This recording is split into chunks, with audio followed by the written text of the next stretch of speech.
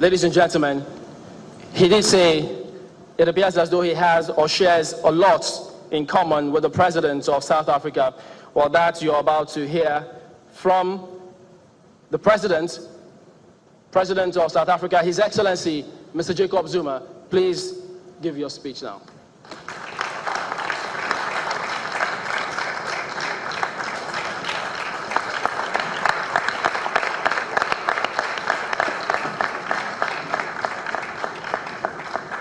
Thank you. You may be seated.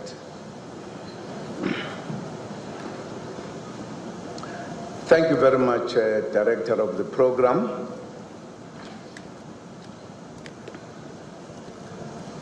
The Governor of the Igbo State, my brother and colleague,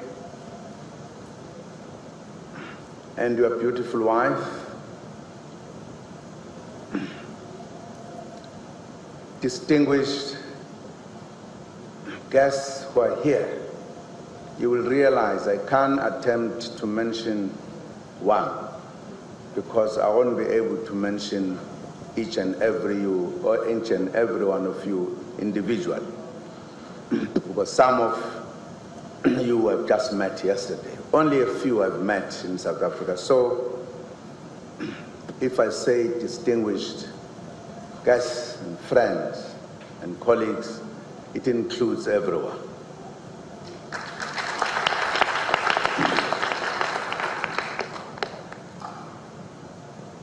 And indeed, the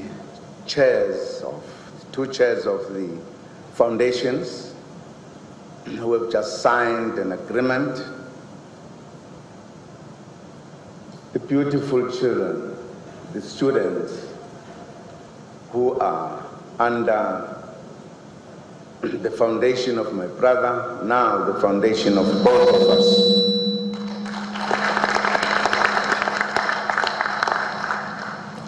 Allow me to say a few words, perhaps about why do I have a foundation in the first instance, and how did it come about? What motivated me? Because I think it is important. I always feel that without that story, people might not understand and appreciate why I am so passionate about education in particular, particularly to the poor, to the orphans. My father died when I was very young. I don't know him properly, only a shadow of him. I remember once playing around with my siblings, running around him, and I can't even remember his impressions correctly.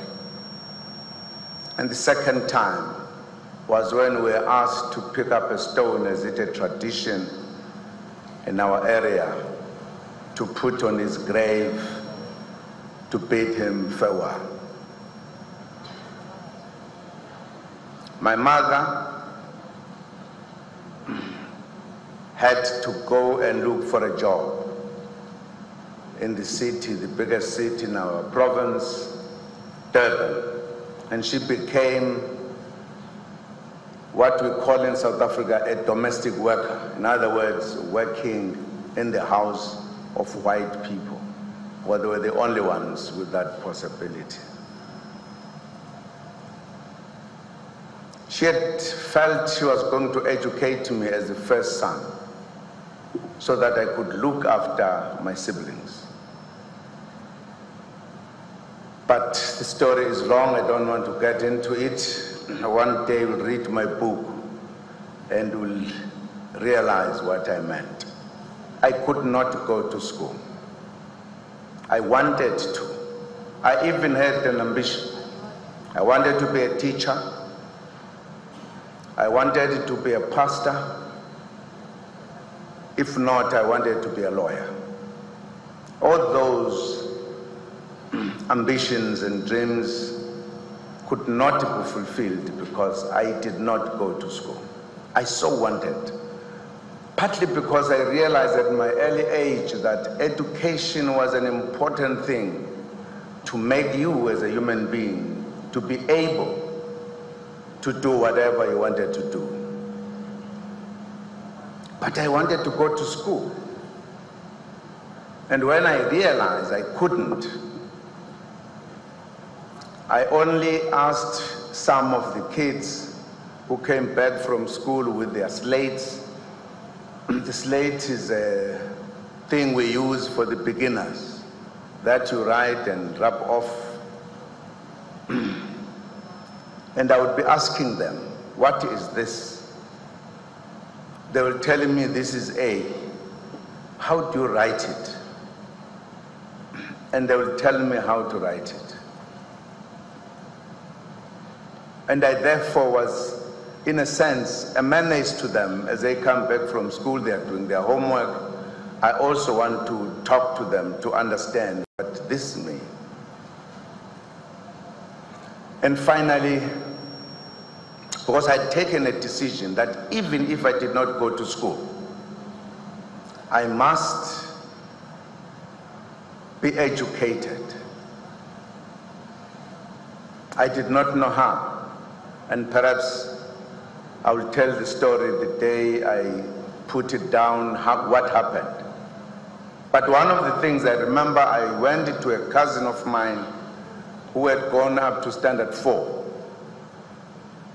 and asked her whether, because she had finished school, can she teach me? And she said, yes, I can. But if I do so, you will have to pay me 2 and 6. Our money was still in pounds. Well, I came to my elder mother. My father had 2 wives, who was remaining at the village with me as my mother. And I said, look, and this lady she knew as well, she was our cousin, she has agreed to teach me, but I will have to pay 2 and 6. He said, well, if that is the case, I think I can manage that one. On months that I would not have it because she is our relative, I will talk to her. And I started my informal school. Alone, it would be very problematic because I would have to walk at night across to where she was staying. And of course, I would also have to have somebody that I could be with. And I told the other young kids who needed the type of education, but they had to take to their parents to get this 2 and 6. And indeed,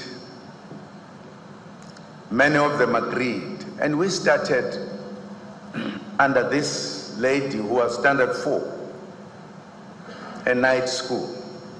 And I have quite a group of them.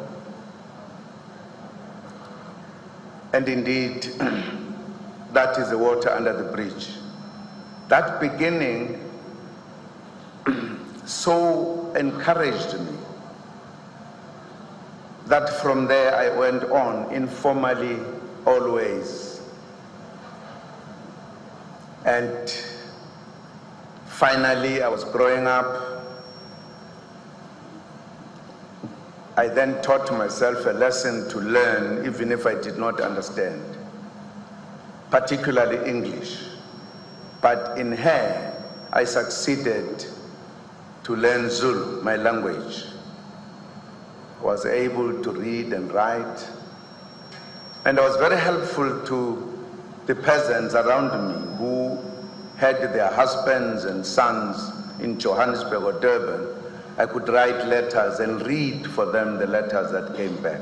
I began to be useful as a young man.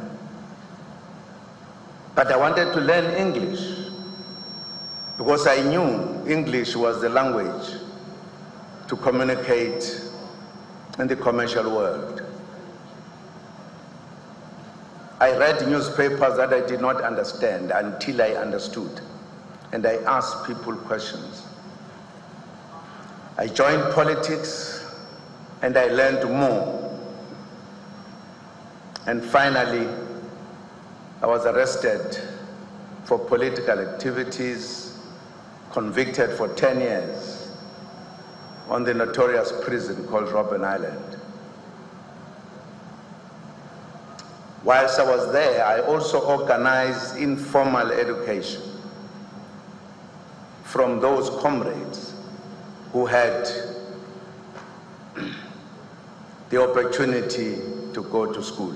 Again, I encourage a lot of informal schools, because there were many who were either like me or had very little education. So I turned a very negative situation, I used it for positive results.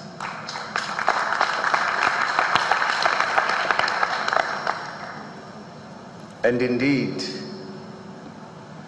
all the time, I kept on learning and learning.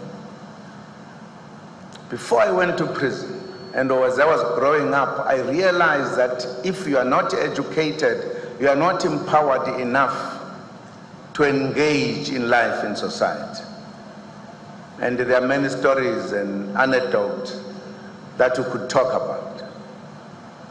And I hated it. I associated it to the problems of an African person. That in our own land, and I happened to get the political consciousness in my early age because it was in my area where the last war of resistance fought. And when I grew up, it was the talk of the area. And those who were detained had told me how the British treated them in prison. So I'd come to understand that I was in that position like many because I was an African. And I became a trade unionist when I was working, and I also joined the African National Congress. And I engaged in political studies. And therefore, my consciousness, my clarity politically, further encouraged me to educate myself. I still educate myself up to this day. Like now, I've got an education here from Unpalatable.